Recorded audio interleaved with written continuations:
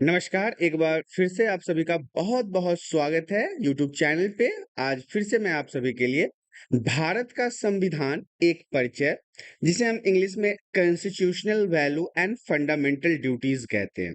देखिए, ये जो चैप्टर है वो आपके कॉलेज वाले बच्चों के लिए काफ़ी महत्वपूर्ण है, जो खासकर बीए ऑनर्स कर रहे हैं, पॉलिटिकल साइंस से पढ़ रहे हैं, बीए प्रोग्राम कर रहे हैं, वो डीयू में हो या सोल में हो। सोल और डीयू दोनों के लिए ही महत्वपूर्ण है। तो आज हम आप सभी के साथ वार्तालाप करेंगे भारत का संविधान एक परिचय, constitutional value and fundamental duties, जो बहुत ही महत्वपूर्ण चैप्टर है, खासकर आपके एग्जाम के लिए। यहाँ पे इमेज भी लगा हुआ है जिसमें बताया गया है कि भारत का संविधान और एक परिचय, ये हमारा चैप्टर का नाम है। बीए ऑनर्स वाले बच्चों के लिए इम्पोर्टेंट है, पॉलिटिकल साइंस, बीए प्रोग्राम, ये सारे बच्चों के लिए इम्पोर्टेंट है और ये चैप्टर 1 है हमारा। चैप्टर 1 के साथ-साथ ये फाइनल एग्जाम के लिए काफ़ी महत्वपूर्ण होगा।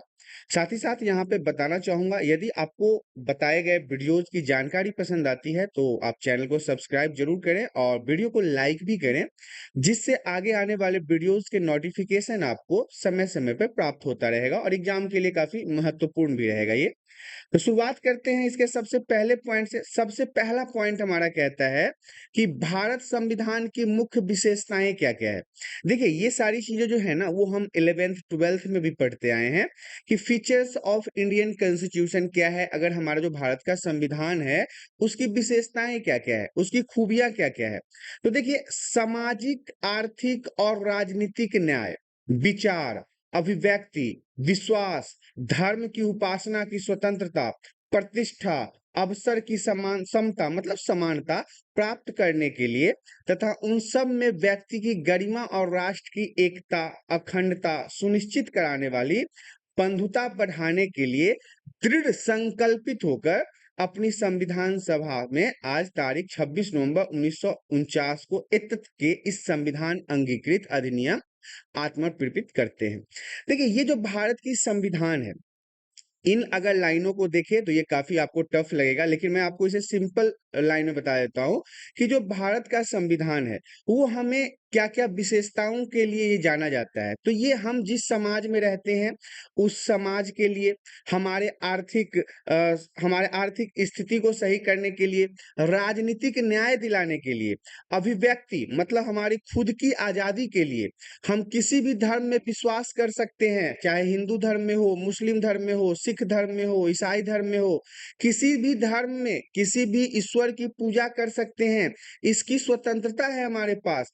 और अवसर की समता का मतलब हो गया कि समाज में रहने वाले सभी लोग, चाहे वो गरीब हों, अमीर हों, चाहे वो किसी भी जाति धर्म से अपना ताल्लुकात रखते हो, सबको एक समान दृष्टि से देखा जाएगा।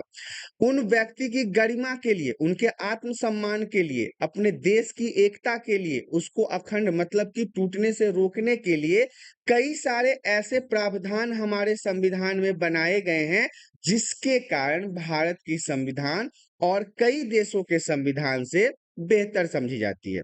अब तो ये हमारे संविधान के बारे में था। इसके विशेषता में सबसे पहली विशेषता तो ये है कि ये लिखित संविधान है। लिखित संविधान कहने का मतलब है रिटन कॉन्स्टिट्यूशन। इसे लिखा गया है संयुक्त राज्य अमेरिका, ब्रिटेन, ऑस्ट्रेलिया, फ्रांस, चीन, जर्मनी, ये कुछ ऐसे देश हैं जिसे आधुनिक लोकतांत्रिक देशों की तरह भारत का भी संविधान लिखित है।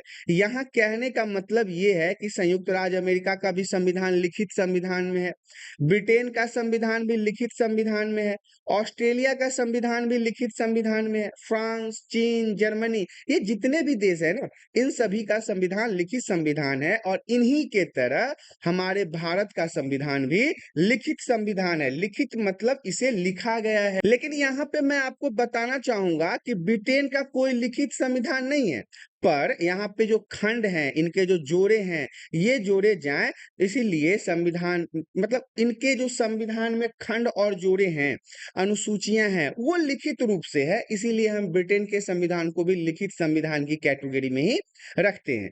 इसीलिए संविधान के 8वीं अनुसूची में भाषा के संदर्भ में प्रावधान किया गया है।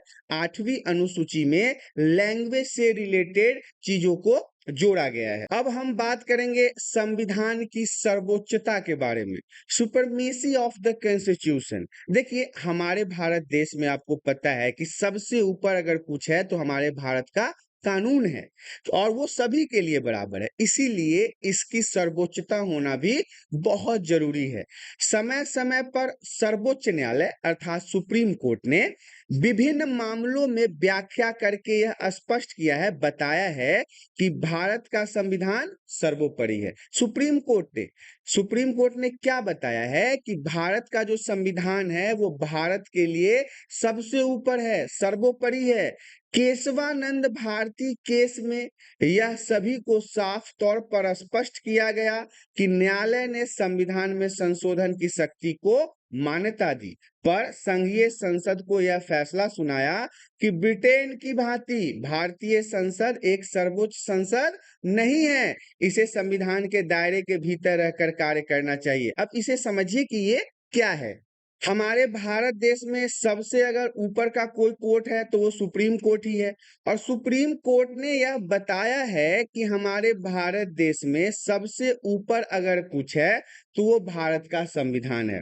एक केशवानंद भारती केस का जिक्र हुआ है यहाँ पे, जहां पे संघीय संसद का यह फैसला सुनाया गया था कि ब्रिटेन की भांति भारतीय संसद एक सर्वोच्च संसद नहीं है, क्योंकि यहाँ पे 3 चीजों को मिला के हमारा भारत सरकार चलता है, विधायिका, कार्यपालिका और न्यायपालिका। इसीलिए भारत के अंदर चाहे कोई भी व्यक्ति हो, कोई भी शासक हो, कोई भी किसी भी पद पे हो, उसे संविधान के दायरे के भीतर रहकर ही कार्य करना चाहिए, चाहे कि वो सुप्रीम कोर्ट का जज ही क्यों ना हो, भारत का प्रधानमंत्री ही क्यों ना हो, या फिर वो देश का राष्ट्रपति ही क्यों ना हो। भारत की सर्वोच्चता भारत के संविधान पे आधारित है, और भारत के अंदर रहने वाले सभी लोगों को इस संविधान के बनाए गए कानून को मानना पड़ेगा। अब हम बात करेंगे संसदीय सर्वोच्चता और न्यायिक समीक्षा के बीच समन्वय।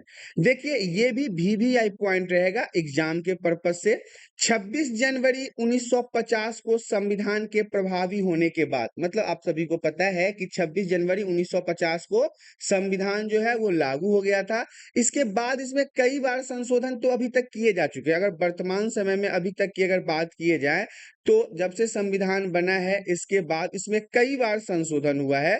जब भी जमींदार एवं बड़े औद्योगिक घरानों के हितों पर प्रभाव पड़ता है तो वह ऐसे मामलों में सर्वोच्च न्यायालय को चुनौती देते हैं, वहां पे अपनी बातों को रखते हैं। शंकरी प्रसाद बनाम भारत संघ और सज्जन सिंह बनाम राजस्थान मामलों में न्यायालय ने स्वीकार किया कि संसद को संशोधन करने की असीमित शक्ति प्राप्त है, परंतु लेकिन हाँ, ये ठीक है, हमारे भारत में तो कानून ही है कि हमारे भारत के जो विधायक हैं, जो सांसद हैं, ये मिलके हमारे भारत देश के कानून में फेरबदल कर सकते हैं। परंतु 1967 में उच्चतम न्यायालय ने, मतलब हाई कोर्ट ने अपने पूर्ववर्ती विनिश्चयों को उलट दिया और संसद और न्यायपालिका के बीच संतुलन बनाने की कोशिश की। यहाँ पे बैलेंस बनाने का कोशिश किया गया है। 1973 में क्या हुआ, केशवानंद भारती केस में पुनः यह मामला सामने आया और इसे एक बड़ी न्यायपीठ ने सुना भी। न्यायालय ने बहुमत से निर्णय लेते हुए संसद पर उनके प्रतिबंध लगा दिए और कहा कि संसद जो है, भारत के जो जनप्रतिनिधि हैं, जो जनता के द्वारा चुन के गए हैं, वो संसद संविधान का संशोधन करके, मतलब उसमें बदलाव करके उसकी आधारभूत संरचना को नहीं बदल सकती है। यहाँ पे ये बहुत बड़ी बात सामने आया। जैसे देखिए, कहा गया कि जो बदलाव है, जो भी संविधान में बदलाव हो रहा है, उसके मूलभूत संरचना में बदलाव नहीं होगा, जो वो है उसके आधार में बदलाव नहीं होगा। उसमें कुछ जोड़ा जा सकता है, कुछ हटाया जा सकता है, कुछ बदला जा सकता है, लेकिन इसकी जो मूलभूत संरचना है इसे हम चेंज नहीं कर सकते और ना ही समाप्त कर सकते हैं। खासकर यह बात हमारे फंडामेंटल राइट्स, हमारे मौलिक अधिकार में भी आता है कि हम अपने मौलिक अधिकारों को कभी भी हनन नहीं होने दे सकते, और कोई भी प्रणाली, चाहे संसदीय हो या फिर वो मतलब विधायिका हो, वो हमारे मूलभूत सिद्धांतों को नहीं बदल सकता और ना ही नष्ट कर सकता है। यहां तक कि भारत के संविधान में अनुच्छेद 368 द्वारा संसद की संशोधन शक्ति को सीमित कर दिया गया है। संसद अर्थात जनप्रतिनिधि जो कानून को फेरबदल करते थे, उनके पावर को भी सीमित किया गया है। एक्स्ट्रा पावर जो था पहले असीमित, उसको कम कर दिया गया है। इससे यह स्पष्ट होता है कि भारत में ना तो संसद सर्वोपरि है और ना ही न्यायपालिका। इससे यहाँ पे क्या पता चला कि भारत में कोई मनमानी नहीं कर सकता है, चाहे वो संसद ही क्यों ना हो, जनप्रतिनिधि ही क्यों ना हो या फिर न्यायपालिका ही क्यों ना हो, सर्वोपरि कोई नहीं है। सब बैलेंस संतुलन के हिसाब से चल रहे हैं। संसद में न्यायाधीशों के संबंध में सभी विचार विमर्श किया जाएगा।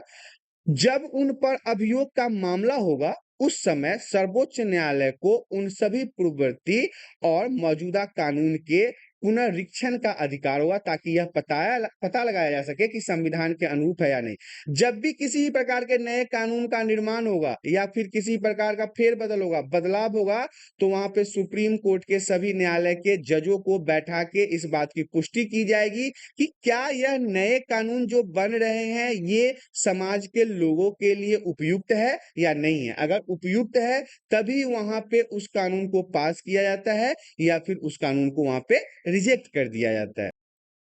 अब हम बात करेंगे मौलिक अधिकार के बारे में, जिसे हम फंडामेंटल राइट्स भी कहते हैं। ये भी इंपॉर्टेंट है। ब्रिटेन के नागरिकों को 1689 में बिल ऑफ राइट्स अर्थात अधिकारों के विधेयक द्वारा अधिकार प्रदान किए गए थे। ध्यान से देखिएगा, ब्रिटेन के नागरिकों को कब 1689 में बिल ऑफ राइट्स अर्थात अधिकारों के विधेयक द्वारा क्या दिया गया, अधिकार दिया गया था। अमेरिका में बिल ऑफ राइट्स द्वारा प्रारंभिक 10 संशोधन करके नागरिकों को अधिकार प्रदान किए गए थे। भारत में संविधान निर्माताओं ने, जिन्होंने संविधान का निर्माण किया, भारतीय नागरिकों को अधिकार प्रदान किए। इन अधिकारों को ही हम क्या कहते हैं, मौलिक अधिकार कहते हैं। ब्रिटेन में 1689 को जब नागरिकों को अधिकार दिया गया, अमेरिका ने भी अपने 10 संशोधन किए संविधान में, उसके बाद नागरिकों को अधिकार दिया। भारत ने भी अपने संविधान के हिसाब से मौलिक अधिकार के रूप में भारत के नागरिकों को अधिकार दिया, तो फिर इसे हम क्या कहते हैं, मौलिक अधिकार के रूप में जानते हैं। इनके उल्लंघन को न्यायालय में चुनौती दी जा सकती है यदि आपके फंडामेंटल राइट्स, मौलिक अधिकार का हनन होता है। जैसे हमारे पास कई सारे मौलिक अधिकार हैं। हमें अपने हिसाब से अपने धर्म को मानने का अधिकार है, हमें अपने हिसाब से पूजा पाठ करने का अधिकार है, हमें अपने हिसाब से राजनीति में भाग लेने का अधिकार है, मत देने का अधिकार है। तो ये सारे अधिकारों का यदि आपका हनन होता है तो आप कहाँ, न्यायालय में, उच्च न्यायालय में, सर्वोच्च न्यायालय में इसे चुनौती दे सकते हैं। भारतीय संविधान के भाग 3 में मौलिक रूप से 7 अधिकारों का वर्णन किया है। अगर हम अपने फंडामेंटल राइट्स, मौलिक अधिकार के हिसाब से भारत के संविधान को देखें तो इसमें 7 अधिकार ऐसे हैं जिसका वर्णन किया गया है, जो हमें भारतीय नागरिकों को दिया गया है, जिसका उल्लेख अनुच्छेद 12 से 35 तक किया गया है। ये अधिकार है समानता का अधिकार, स्वतंत्रता का अधिकार, शोषण के विरुद्ध अधिकार, धार्मिक स्वतंत्रता का अधिकार, संस्कृति और शिक्षा का अधिकार, संपत्ति का अधिकार, संवैधानिक उपचारों का अधिकार। इसमें 44वें संशोधन में क्या हुआ कि ये संपत्ति का जो अधिकार था ना, इसे हटा दिया गया और 300A में रख दिया गया। यहाँ पे इस लाइन को समझ लीजिए कि हमारे जो भारतीय संविधान में हमें मौलिक अधिकार प्राप्त है, उसमें कौन कौन से अधिकार हैं। तो पहला तो समानता का अधिकार है कि मतलब भारत देश के अंदर रहने वाले सभी नागरिकों को समान रूप से देखा जाएगा। स्वतंत्रता का अधिकार है, मतलब हमारे देश के रहने वाले जितने भी लोग हैं, जितने भी आम नागरिक हैं, वो स्वतंत्र होने चाहिए। शोषण के विरुद्ध अधिकार, कोई भी किसी व्यक्ति का शोषण नहीं कर सकता, कोई पूंजीपति वर्ग जो है वो गरीब इंसान का खून नहीं चूस सकता। धार्मिक स्वतंत्रता का अधिकार, आप भारत में रहने के बाद किसी भी धर्म को फॉलो कर सकते हो, चाहे हिंदू हो, मुस्लिम हो, सिख हो, ईसाई हो, क्रिश्चियन, कोई भी धर्म हो, आप अपने इच्छा के अनुसार उस धर्म को पाल सकते हैं, फॉलो कर सकते हैं। संस्कृति और शिक्षा का अधिकार है, आप पढ़ाई कर सकते हैं, आप अपने संस्कृति को बचा सकते हैं। संपत्ति का अधिकार भी था, लेकिन बाद में 44वां संशोधन जब हुआ हमारे संविधान का, तो इस संपत्ति के अधिकार को हटाकर 300A में रख दिया गया। तो फिलहाल अभी अगर देखा जाए तो हमारे मौलिक अधिकारों में संपत्ति का अधिकार नहीं है। अब हम बात करेंगे कि यह जो मौलिक अधिकार है, किसी भी सरकारी संस्था या अन्य संस्थानों द्वारा इस अधिकारों का हनन को सर्वोच्च न्यायालय तथा राज्य के उच्च न्यायालय में चुनौती दिया जा सकता है। ये जितने भी मौलिक अधिकार हमें प्राप्त हुए हैं ना, इन मौलिक अधिकारों में अगर कोई भी सरकारी संस्था, कोई भी गवर्नमेंट ऑफिसर या गवर्नमेंट ऑफिस के लोग इसका हनन करते हैं, इसको नहीं मानते हैं, तो फिर क्या होगा? हम इसको सर्वोच्च न्यायालय में चुनौती दे सकते हैं, हाई कोर्ट में चुनौती दे सकते हैं, इनके खिलाफ मुकदमा कर सकते हैं। ऐसे कई सकारात्मक अधिकार हैं जो भारतीयों और विदेशी नागरिक जो होते हैं बीच में किसी प्रकार का पक्षपात नहीं करते। ऐसे और भी अधिकार हैं, अगर कोई विदेश का आदमी हमारे यहाँ आता है तो उसके लिए भी हमारे यहाँ अधिकार है, उसके अधिकारों का भी हनन नहीं हो सकता। जब से संविधान का अंगीकरण किया गया, मतलब जब से हमने संविधान को लिया है, मतलब कि लागू हुआ है, तब से अनेक बार इसमें संशोधन किए गए हैं, बहुत बार इसमें फेरबदल किए गए हैं। जैसे कि प्रारंभिक शिक्षा के अधिकार को जीवन के अधिकार में शामिल किया गया। प्रारंभिक शिक्षा कहने का मतलब है शुरुआत में जो पढ़ाई लिखाई होता है, उसको हम अधिकार, जीवन के अधिकार में शामिल किया गया है। सर्वोच्च न्यायालय और भारतीय संसद ने समय समय पर विभिन्न अधिनियमों और कानूनों की व्याख्या करके नागरिक चार्टर का विस्तार किया है। हमारे भारत देश में आपको पता है जितने भी कानून बनते हैं या जितने भी कानूनों में बदलाव होता है, ये हमारे भारत के प्रतिनिधि करते हैं। प्रतिनिधि क्या होता है? सांसद और विधायक। तो ये समय समय पर इन्हें जब जब जरूरत लगा है तो उन्होंने कानून में बदलाव किया है। इसीलिए हमारे भारत देश के कानून को, संविधान को कठोर और लचीला दोनों कहा जाता है। केशवानंद भारती केस में सर्वोच्च न्यायालय ने यह स्पष्ट किया, यह बता दिया गया था उसमें कि मौलिक अधिकारों में संशोधन तो किया जा सकता है। जितने भी फंडामेंटल राइट्स मैंने आपको बताए हैं, साथ के साथ संपत्ति के अधिकार को छोड़ के, क्योंकि संपत्ति के अधिकार को अभी मौलिक अधिकार से हटा के सूची 300 ए में रख दिया गया है। तो अभी जितने भी सर्वोच्च न्यायालय मतलब सुप्रीम कोर्ट ने स्पष्ट किया कि मौलिक अधिकार में संशोधन किया जा सकता है, पर ना ही उसे संक्षिप्त किया जा सकता है। संक्षिप्त का मतलब कि आप उसे खत्म नहीं कर सकते, उसके आधार को समाप्त नहीं कर सकते, उसमें आप एडिट कर लो।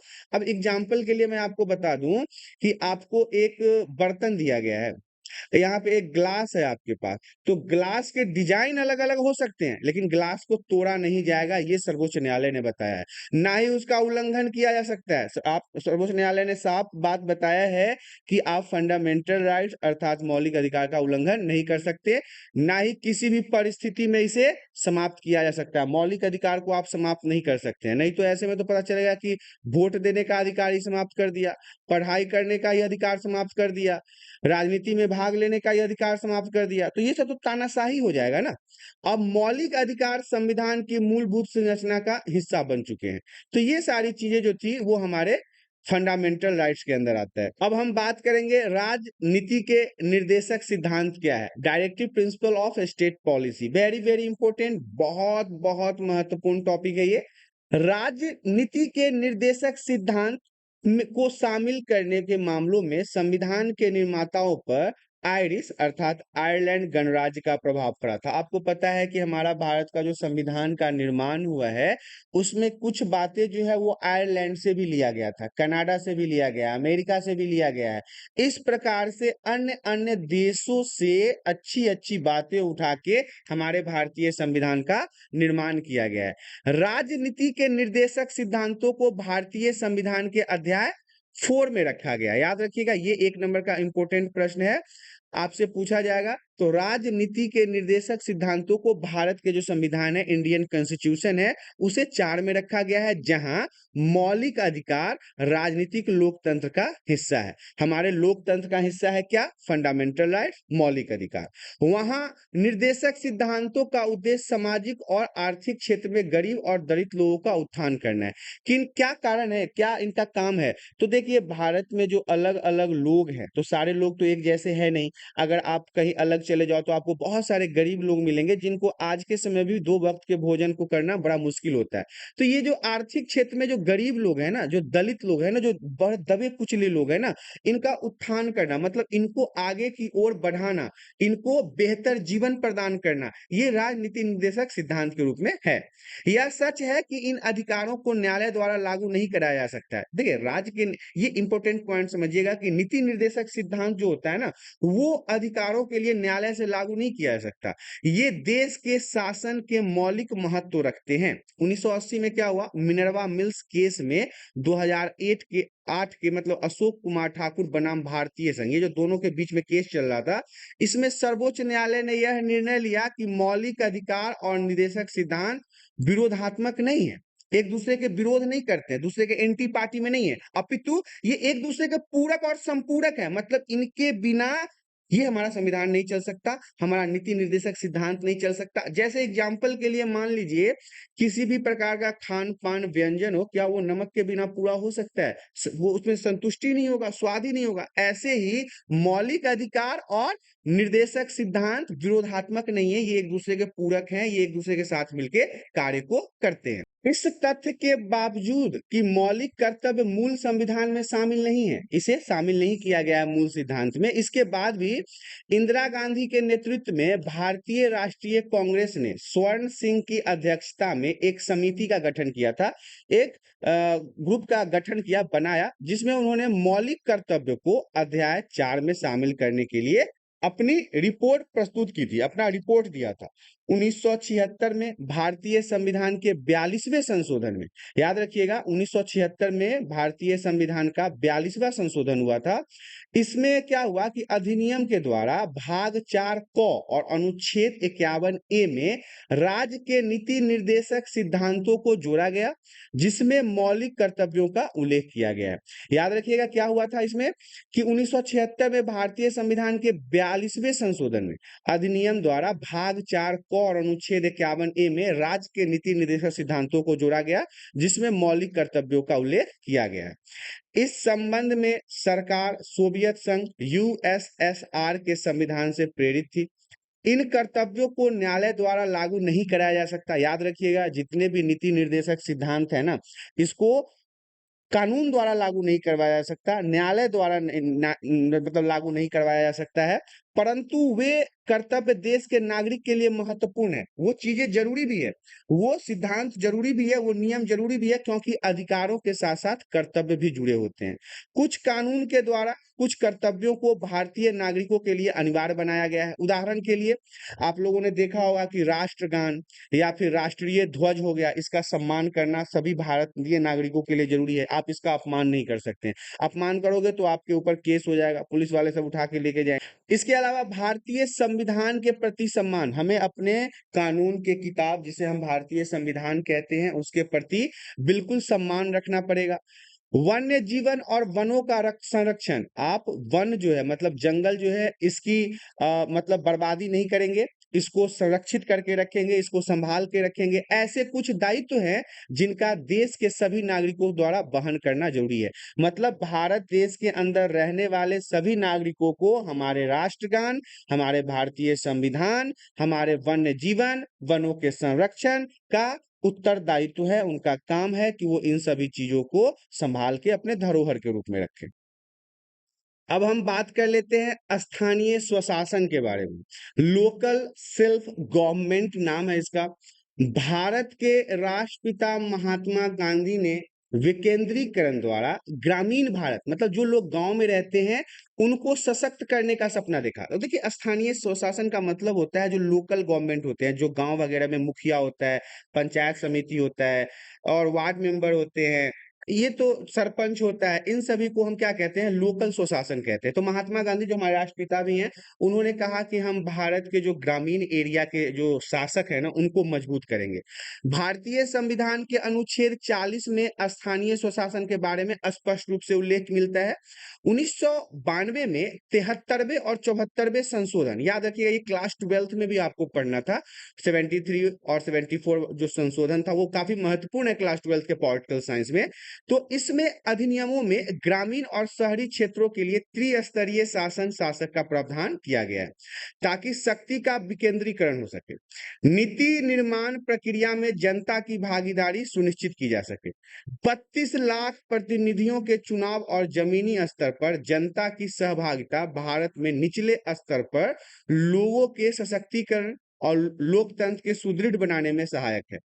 अब यहाँ पे क्या हुआ, राष्ट्रपिता जो महात्मा गांधी थे उन्होंने कहा कि हमें अपने भारत के उन क्षेत्रों को भी मजबूत करना है जिसे हम स्थानीय शासन कहते हैं, लोकल, जो उनके सबसे नजदीक का शासन होता है उसको मजबूत करना है ताकि हमारे भारत देश का जो लोकतंत्र है वो और ज्यादा मजबूत हो।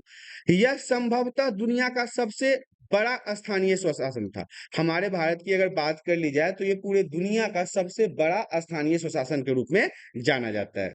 अब हम बात करेंगे संघीय गणराज्य के बारे में, जिसे हम फेडरल रिपब्लिक कहते हैं। ध्यान से समझिएगा, कनाडा, ऑस्ट्रेलिया, जर्मनी, संयुक्त राज्य अमेरिका जैसे देशों की भांति भारत में भी संविधान निर्माताओं ने एक संविधान का निर्माण किया था। आप सभी को पता है कि हमारे भारत में एक संविधान है, कॉन्स्टिट्यूशन है।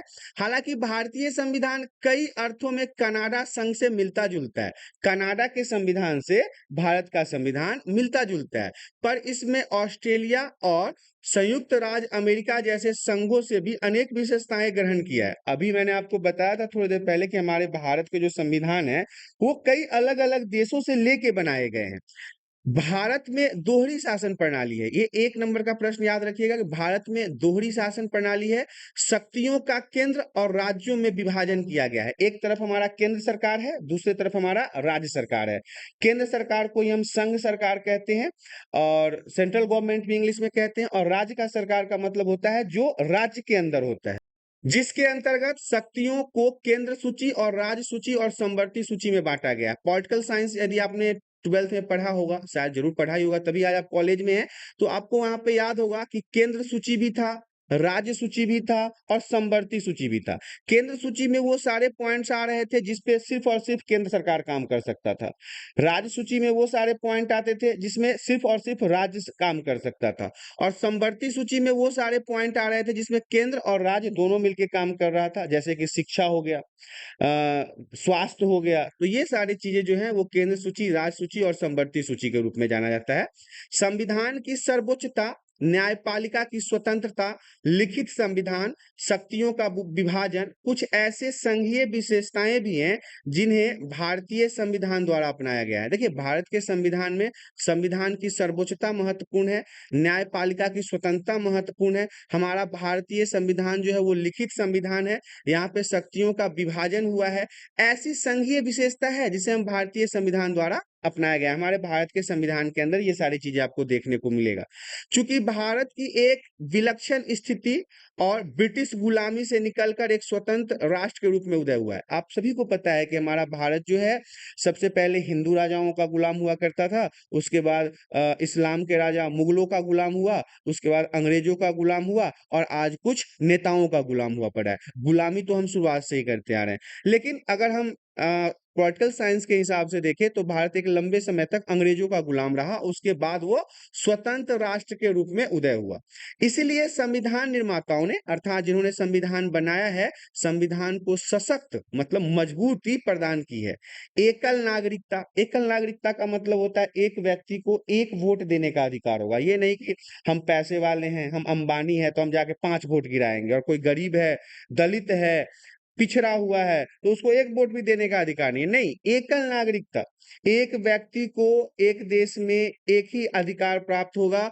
और एकल न्यायपालिका है, भारतीय प्रशासनिक सेवा जिसमें कलेक्टर, आईपीएस ऑफिसर सब आते हैं, भारतीय पुलिस सेवा, इसे हम आईपीएस कहते हैं। इन सभी के लिए परीक्षाओं का आयोजन केंद्र सरकार करती है। ये सब नरेंद्र मोदी की सरकार करती है। एग्जाम्पल के लिए मैं आपको बता रहा हूँ, ताकि अभी नरेंद्र मोदी का नाम बच्चा बच्चा को पता होता है, इसलिए मैं समझाने के लिए आपको नरेंद्र मोदी का नाम लिया हूं। लेकिन यह सब कौन करता है? केंद्र सरकार करता है, प्रधानमंत्री की सरकारें करती है।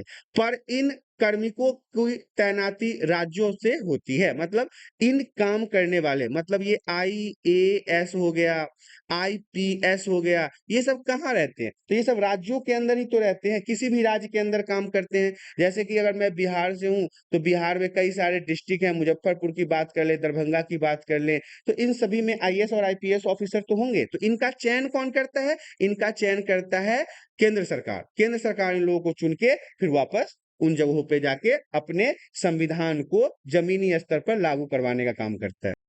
राज्यों में असमान स्थिति होने पर केंद्र द्वारा राष्ट्रपति शासन लगा दिया जाता है। अगर किसी भी राज्य में कानून की स्थिति सही नहीं है, कानून के हिसाब से काम नहीं चल रहा है, तो वहाँ पे राष्ट्रपति शासन लगा दिया जाता है। मतलब उस राज्य के मुख्यमंत्री को हटा करके वहाँ पे राष्ट्रपति अपने हिसाब से शासन करना शुरू कर देता है।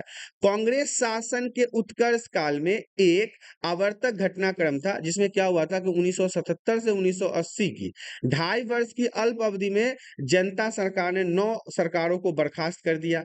यह एक महत्वपूर्ण तथ्य था, जहां पर एक केंद्रीय वित्त आयोग जैसा संवैधानिक निकाय राज्यों के बीच संसाधनों और उनके आवंटन के कार्य को देखता था। एक ऐसा समय था जिसके बहुत ही कम समय में ही कई बार सरकारें गिर गई थी। बहुत बार सरकार के गिरने के कारण यहाँ पे आवंटन का कार्य जो है वो संवैधानिक हिसाब से देखा जाने लगा। भारत एक ऐसा गणराज्य है, एक ऐसा देश है जहाँ देश का मुखिया चुना जाता है, देश का प्रधान चुना जाता है, जिसे हम प्रधानमंत्री कहते हैं। जबकि ब्रिटेन की अगर बात कर ले तो इस देश में वहाँ का प्रमुख जो है वो वंशानुगत होता है। अब ब्रिटेन में वंशानुगत कहने का मतलब है कि राजा होता है, राजा के अनुसार उसका जो मतलब राजा का बेटा, फिर उसका बेटा, फिर उसका बेटा, ऐसे करके वहाँ का देश का मुखिया चुना जाता है। अब हम बात करेंगे कानून का शासन, रूल ऑफ लॉ। सरल शब्दों में कानून के शासन का अर्थ है कानून सर्वोपरि है, कानून सबसे महत्वपूर्ण है और वह देश में किसी भी निर्वाचित प्रतिनिधि या प्राधिकरण पर समान रूप से लागू होता है। इन शब्दों की उत्पत्ति फ्रांसीसी वाक्यांश प्रिंसिपल मतलब कि एक बुक से हुई है, एक किताब से हुआ है, जिसका अर्थ है सरकार कानून द्वारा शासित होती है। जितने भी सरकार बनाए जाते हैं, चाहे वो किसी भी पार्टी का हो, उसे संविधान के अनुसार ही चलना पड़ेगा, वो संविधान से बाहर नहीं जा सकता, मनुष्यों द्वारा नहीं। ये नहीं कि हमने जो कह दिया वो हो जाएगा, हमने कह दिया उसे फांसी चढ़ा दो तो फांसी चढ़ा दो, हमने कह दिया उस गुनाहगार को छोड़ दो तो छोड़ दिया जाए, ऐसा नहीं है। यहाँ पे जो संविधान के हिसाब से होगा वही सबके लिए होगा। इस वाक्यांश को अलग अलग देशों ने अलग अलग लोगों के विभिन्न प्रकार से परिभाषित किया है। बहुत से दार्शनिक जो थे, बहुत से जो पॉलिटिकल साइंस के ज्ञाता थे, उन्होंने मौलिक परिभाषा प्रस्तुत करने का प्रयास किया है। अरस्तु का नाम भी उनमें से एक है। अरस्तु ने क्या कहा है कि अभिधारणा की उचित सिद्ध करने के लिए, उचित उचित को हम औचित भी कहते हैं, मतलब उसको प्रमाणित करने के लिए नियमों और अन्य प्राकृतिक न्याय संबंधी कानूनों से जोड़ने का प्रयास किया गया है। इस सबसे सबसे प्रसिद्ध और स्वीकृत सिद्धांत जो है वो एबी डायसी द्वारा प्रस्तावित किया गया है। ये एबी डायसी जो थे, ये भी एक पॉलिटिकल साइंस के जानकार थे। इन्होंने सबसे अच्छा सिद्धांत दिया है। इन्होंने कहा, उनका यह सिद्धांत है कि उनकी पुस्तक the law of the constitution द्वारा प्रसिद्ध हुआ था। इन्होंने जो किताब लिखी थी the law of the constitution, उनका यह सिद्धांत था कि सरकार कानून के सिद्धांतों पर आधारित होनी चाहिए।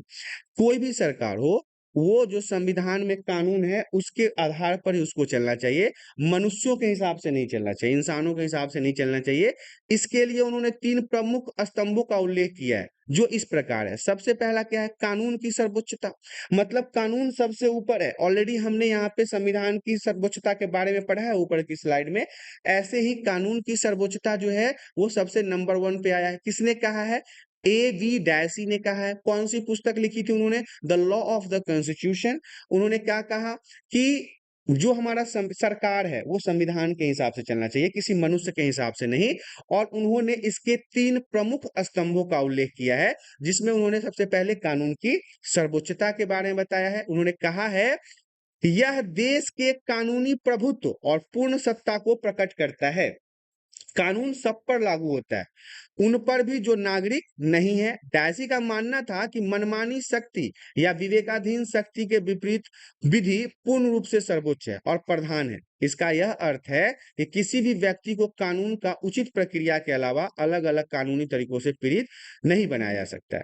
अब देखिए, डायसी ने कहा है कि भारत के अंदर रहने वाले सभी नागरिकों के लिए कानून समान है, चाहे वो कोई भी हो, सब पे लागू होता है।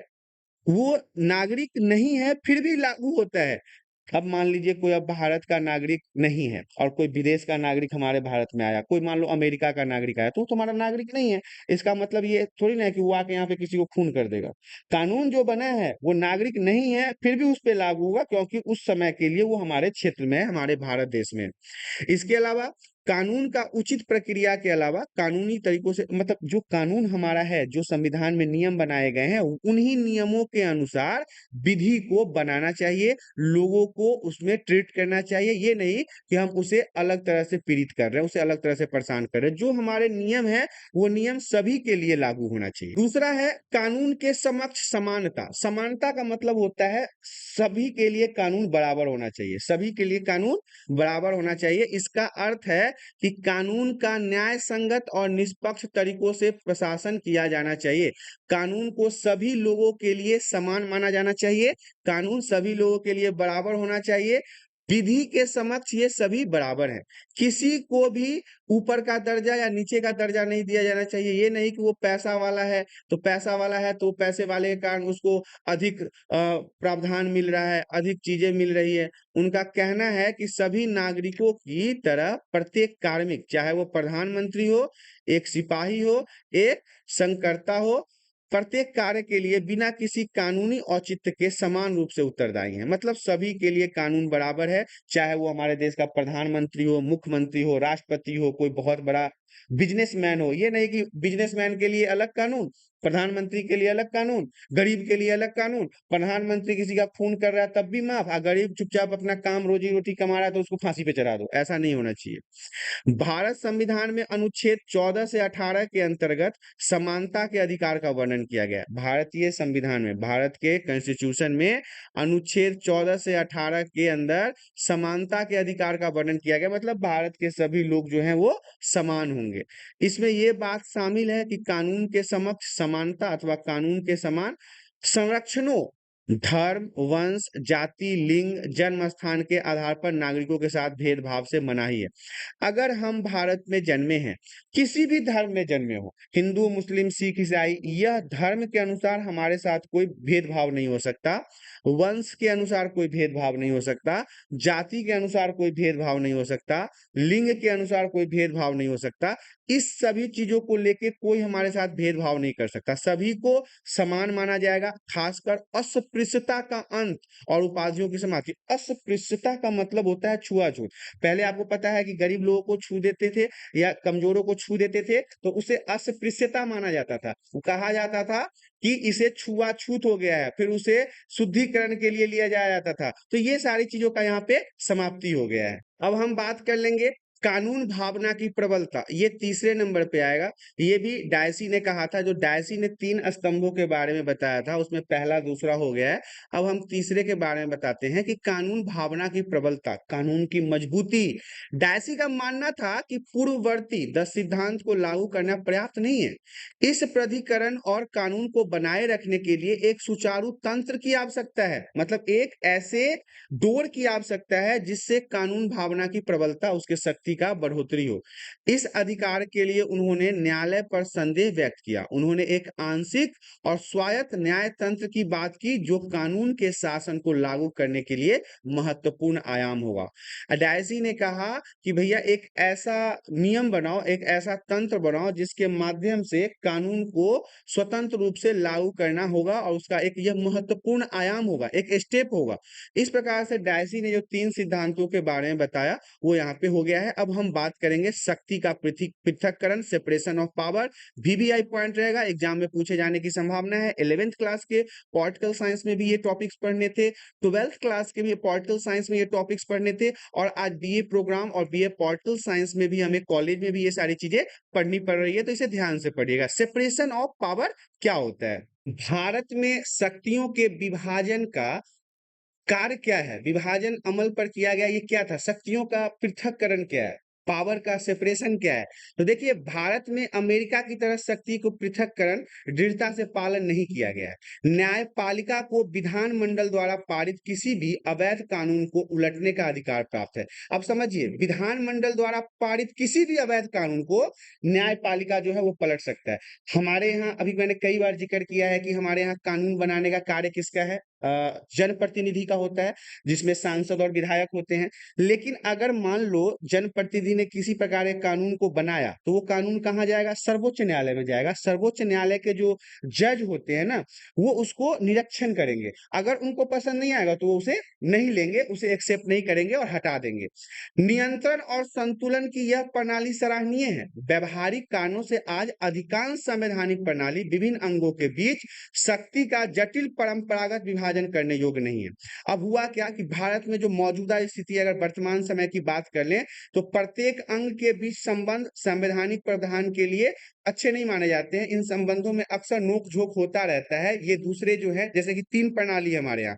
पहला तो विधायिका है, दूसरा कार्यपालिका है और तीसरा न्यायपालिका है।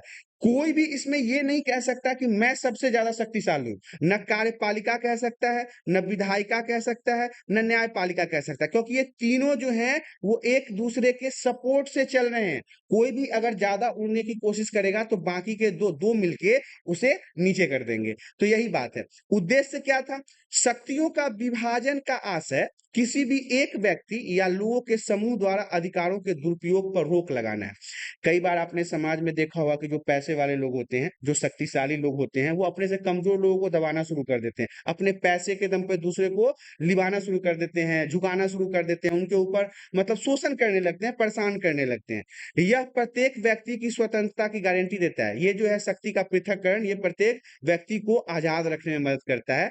राज्य की दमनकारी नीति से समाज की रक्षा करता है। कई बार राज्य सरकार भी लोगों को परेशान करना शुरू कर देता है।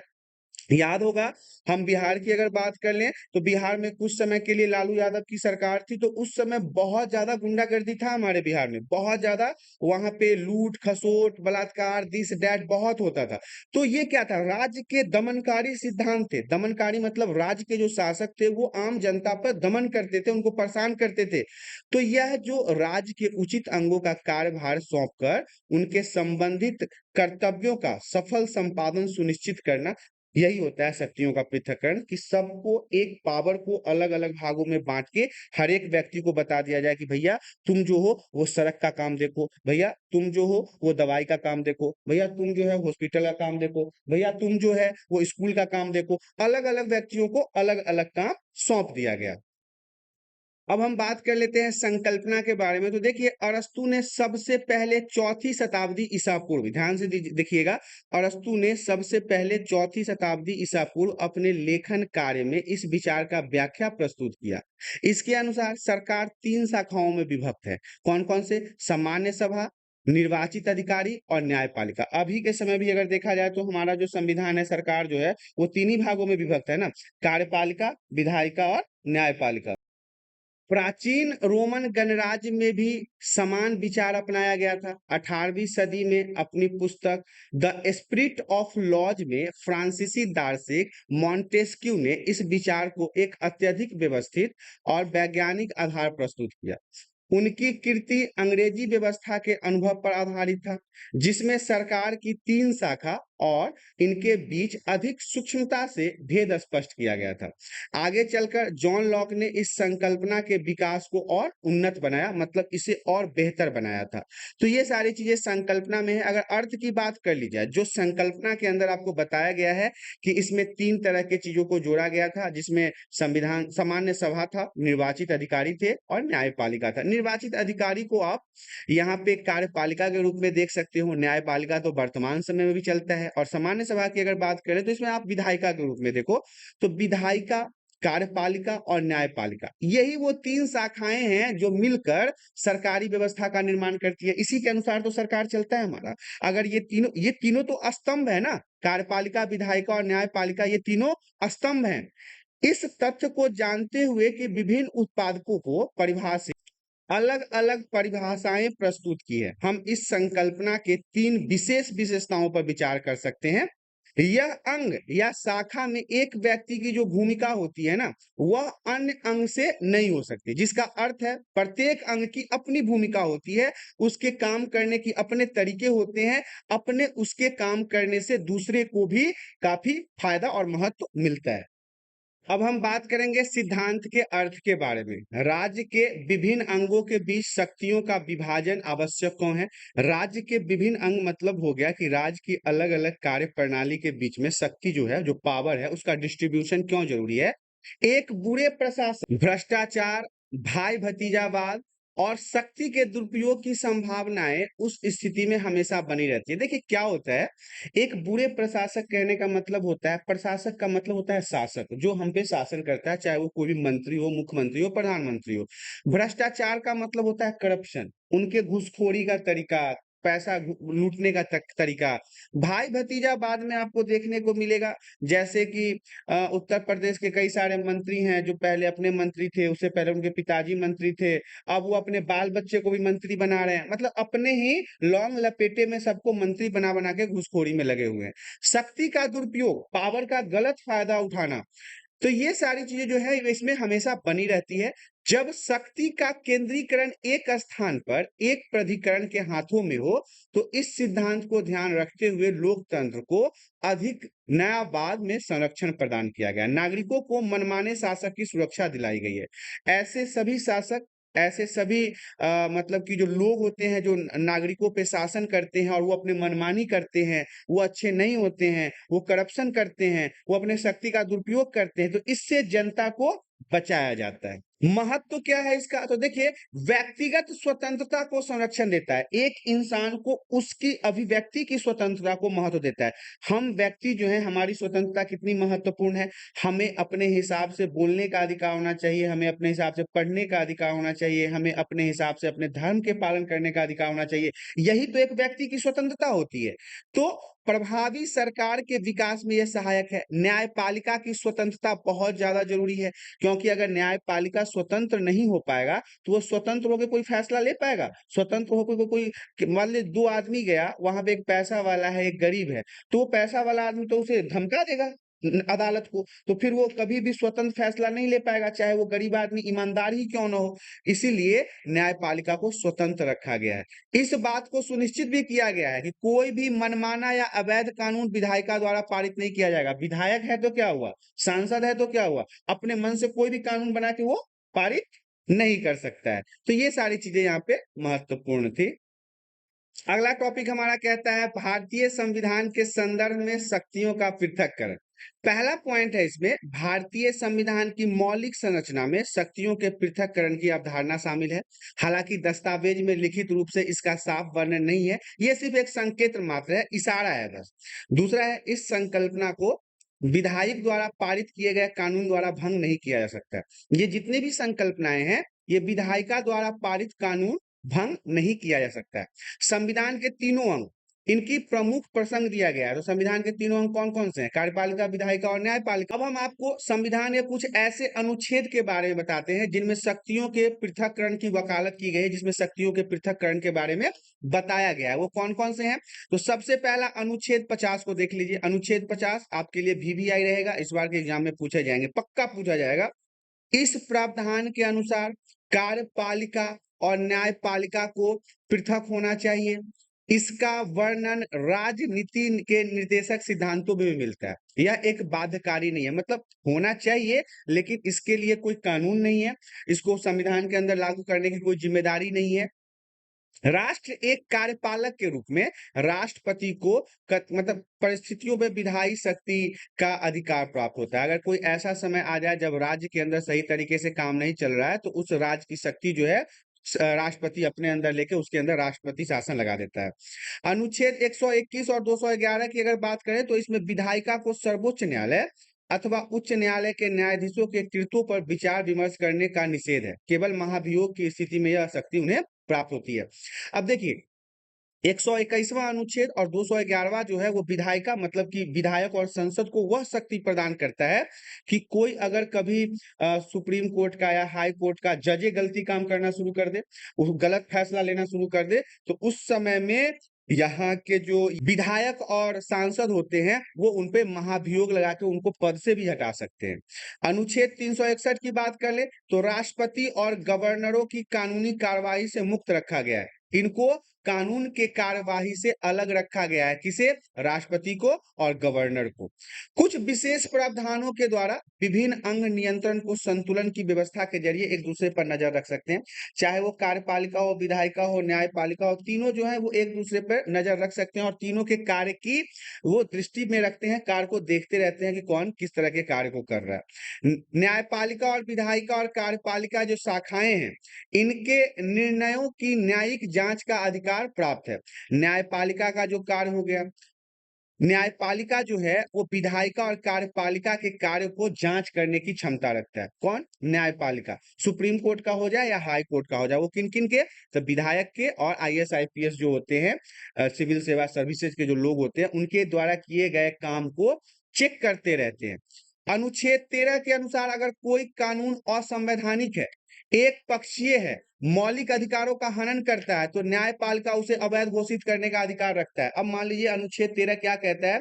कोई ऐसा कानून बन गया जो संवैधानिक है ही नहीं, मतलब जनता के लिए सही नहीं है, जनता के लिए वो दिक्कत पैदा कर रहा है। इसके अलावा हमारे जो मौलिक अधिकार है, 7 मौलिक अधिकारों के बारे में बताया था, जिसमें एक संपत्ति के अधिकार को हटा के 300A में डाल दिया गया, अब उसे कानून से हटा दिया गया। तो उसे न्यायपालिका क्या करेगा? उसे कहेगा भाई ये कानून सही नहीं है, इसे हटा दो, अवैध घोषित कर देगा और उसे सूची से बाहर कर देगा। अगला पॉइंट हमारा कहता है न्यायपालिका की स्वतंत्रता के बावजूद कार्यपालिका न्यायाधीशों की नियुक्ति कर सकती है। न्यायपालिका की स्वतंत्रता के बावजूद क्या मतलब हुआ? न्यायपालिका को तो स्वतंत्र है ही, इसके बावजूद जो कार्यपालिका है वो न्यायाधीशों की नियुक्ति कर सकती है। न्यायाधीश जो सुप्रीम कोर्ट के हैं, जो हाई कोर्ट के हैं, इनको चुनता कौन है? तो कार्यपालिका और विधायिका ही तो मिलकर चुनता है। अब हम बात करेंगे संप्रभुता के बारे में। भारत इस अर्थ में संप्रभु है कि इसकी सत्ता जनता में निहित है। हमारी जो भारत सरकार है उसका काम क्या है? ये जनता के लिए, जनता के द्वारा ही है और वो सर्वोपरि है। भारत की जनता जो है वो सर्वोपरि है। यद्यपि संविधान सभा का गठन किसी प्रत्यक्ष मतदान द्वारा नहीं कराया गया था। 1951 और 52 के पहले आम चुनाव में जनता ने संविधान का सम्मान करते हुए मतदान दिया था। प्रत्येक 5 वर्ष में जनता लोकसभा और राज्यसभा विधानसभा के लिए मतदान में भाग लेता है। हर एक 5 साल में तो वोटिंग होती ही होती है। राजनीतिक दल जो लोग होते हैं उनको लुभाने के लिए हर संभव प्रयास करते हैं, झूठे वादे करते हैं, फ्रिज लगा देंगे, कूलर लगा देंगे, टीवी लगा देंगे, बेटियों की शादी करेंगे, दिस दैट खूब करते हैं। ऐसा कुछ वो करते नहीं है, झूठे लुभावने वादे करते हैं। यदि सरकार को विधानसभा में बहुमत हासिल नहीं होता तो वो सरकार से इस्तीफा दे देता है। सरकार कौन बनाता है? जिसके बहुमत होते हैं। अगर बहुमत नहीं है तो वो सरकार से इस्तीफा दे देता है। नए चुनावों के लिए मध्यावधि चुनाव घोषित किए जाते हैं। इसके अतिरिक्त भारत का संविधान लोकतांत्रिक है, जनता के द्वारा चलाया जाता है, क्योंकि यह जनता द्वारा जनता के लिए बनाई गई सरकार है। प्रावधानों के प्रारंभिक शब्दों में उल्लेख है हम भारत के लोग, जिससे यह स्पष्ट होता है जनता ही भारत का सबसे सर्वोच्च है। यह प्रत्यक्ष रूप से स्पष्ट है कि संविधान की शक्ति इसकी जनता से प्राप्त होता है। एक राजा की शक्ति उसके प्रजा से होता है, एक मुखिया का शक्ति उसके पंचायत से होता है। इसी प्रकार यहाँ पे जो संविधान है उसकी शक्ति भारत के जनता से है। प्रस्तावना में आखिर में यह वर्णित किया गया है कि इसका अंगीकरण 26 नवंबर 1949 को हुआ था। किसका? संविधान का। संविधान लागू हुआ था, इस दिन संविधान पूरा हुआ और इसे फिर अपनाया गया था। अब हम बात करेंगे समाजवाद के बारे में। इस शब्द को 1976 के 42वें संशोधन द्वारा शामिल किया गया था, परंतु यह शब्दावली अस्पष्ट और विवादास्पद है। समाजवाद को सामान्य तौर पर देखा जाए तो इसका अर्थ है एक ऐसा सिद्धांत या निजी स्वामित्व का समर्थन नहीं करता है, किसी भी प्राइवेट चीजों का समर्थन नहीं करता, अपितु यह समग्र रूप से समुदाय द्वारा उत्पादन के साधन, पूंजी, भूमि तथा संपत्ति का वकालत करती है। 1991 की नई आर्थिक नीति द्वारा भारत ने वैश्वीकरण, निजीकरण और उदारीकरण को अपनाया था। 1991 की जो नई आर्थिक नीति आई थी, इसी के बाद भारत ने वैश्वीकरण, निजीकरण और उदारीकरण को अपनाया था। अगला पॉइंट हमारा कहता है लोकतंत्र। प्रस्तावना में भारत को एक लोकतांत्रिक राज्य घोषित किया गया है। लोकतंत्र का सामान्य अर्थ है जनता की एवं जनता के द्वारा बनाई गई सरकार। अन्य शब्दों में जनता की राजनीतिक सत्ता में भागीदारी है। वे अपने प्रतिनिधियों के माध्यम से अपने इस भागीदारी का कार्यान्वयन करते हैं।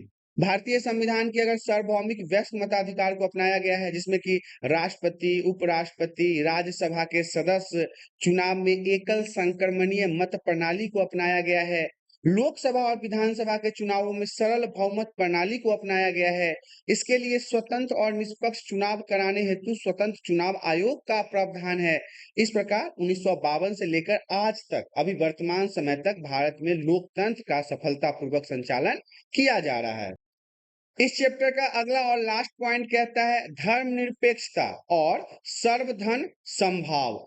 ब्रिटिश भारत का धर्म के आधार पर भारत और पाकिस्तान का विभाजन हुआ। पाकिस्तान ने स्वयं को एक इस्लामी राज्य घोषित किया, परंतु भारत के बड़े नेताओं की इच्छा थी कि भारत एक धर्मनिरपेक्ष देश बना रहे, जहां हिंदू, इस्लाम, सिख, ईसाई, बौद्ध, जैनी, पारसी सभी धर्म के लोग रह सके। मूल संविधान के अनुच्छेद 25 से लेकर अनुच्छेद 28 तक संविधान का धर्मनिरपेक्ष स्वरूप को दिखाया गया है, झलकता है। भारत सभी धर्मों के लोगों को अपने पसंद के धर्म का पालन, प्रचार, आस्था रखने की स्वतंत्रता देता है। प्रारंभ में भारत के प्रस्तावना में धर्मनिरपेक्ष शब्द का उल्लेख नहीं किया गया था, लेकिन 42वें संशोधन अधिनियम द्वारा प्रस्तावना में धर्मनिरपेक्ष शब्द को जोड़ा गया। भारत सभी लोगों को अपने पसंद के पर्वों को मनाने की अनुमति देता है। केंद्र एवं राज्य सरकारें धर्म के आधार पर कोई भेदभाव नहीं करेगी। धर्म के आधार पर पुरस्कार, उपाधि, खिताब प्रदान नहीं किए जाएंगे। यद्यपि धर्मनिरपेक्षता संकल्पना व्यापक रूप से पश्चिमी धारणा है, पर भारत में धर्म को एक बृहत संदर्भ के रूप में देखा जाता है। वैदिक काल से लेकर अब तक धर्म को केवल मानवीय गुण, नैतिक गुण, नैतिक मूल्यों से जोड़कर देखा गया है। भारतीय सभ्यता संस्कृत में वसुधैव कुटुंबकम की अवधारणा आपको देखने को मिलेगा। भारत में सभी धर्मों के साथ समान व्यवहार की भावनाएं जुड़ी हुई है। धर्म की स्वतंत्रता को ही भारतीय संविधान का एक मौलिक अधिकार के रूप में वर्णित किया गया है। प्रस्तावना में धर्मनिरपेक्ष शब्द का प्रयोग किया गया है। इस प्रकार भारत में धर्मनिरपेक्षता की जगह सभी धर्मों को समानता का भाव निहित है। सभी धर्मों को समान रूप से देखा जाता है, जिसे हम सर्वधर्म समभाव के नाम से भी जानते हैं। भारतीय समाज में सर्वधर्म समभाव को मूल्य सर्वदा दिखाया गया है। तो ये सारी चीजें थी वो इस चैप्टर के अंदर आपको पढ़ना था। यहाँ पे आपका ये फर्स्ट चैप्टर जो है वो समाप्त हो गया है और इस चैप्टर में सारी जानकारियों को बताया गया है, डिटेल्स में हर एक पॉइंट को समझाया गया है जो आपके बुक में आपको पढ़ने थे। तो आशा करता हूं कि आज के इस चैप्टर में भारत का संविधान एक परिचय, बीए ऑनर्स पॉलिटिकल साइंस खासकर कॉलेज के बच्चों के लिए ये काफी महत्वपूर्ण था, जिसको हम इंग्लिश में constitutional value and fundamental duties कहते हैं।